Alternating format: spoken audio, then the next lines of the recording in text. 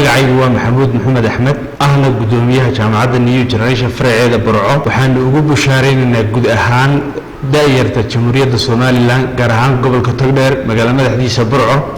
jaamacadda New Generation inay u diyaarisay waxbarasho tayo leh oo ku habboon daayirta Soomaaliland ee ka soo baxaysa secondariyada waxaa kamid ah waxbarashadan u diyaarinay kulliyadaha kala ah kulliyadda Social Science and Diplomacy kulliyadda Business and Economics kulliyadda Health Science kulliyadda Islamic Studies kulliyadda Agriculture Economics kulliyadda Sociology kulliyadda Journalism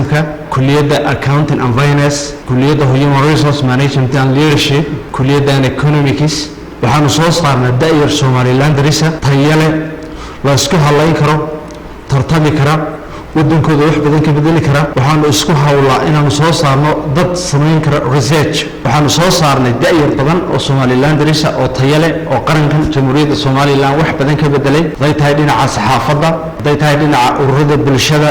CBO haday tahay dhinaca ganacsiga waxaanu rajaynaynaa in gobolka Togdheer waxbarashadiisana sida Somaliland kale aan wax badan ka bedeli doono haddii Allah yiraahdo insha Allah waxaan u diyaarinay waxbarasho tayo leh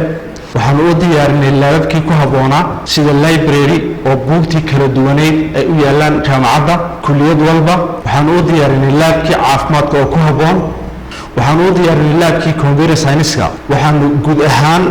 gobolka Togdheer ugu bushaareynaa fursadda sanadka 2019-2020 inay ka faa'iideystaan ardayda ka soo baxaysa secondariyada inay gobolka Togdheer gaar ahaan magaalada Burco daayirta gobolka Togdheer iyo daaweynta waxbarashada labaad ee sare master programka ومثلا ونوديارني كلية لو يقانا Global Studies and International Relations وجامعة كلية السياسة سو صارت إن الشهادة اللباب لو يقانا Master of International Law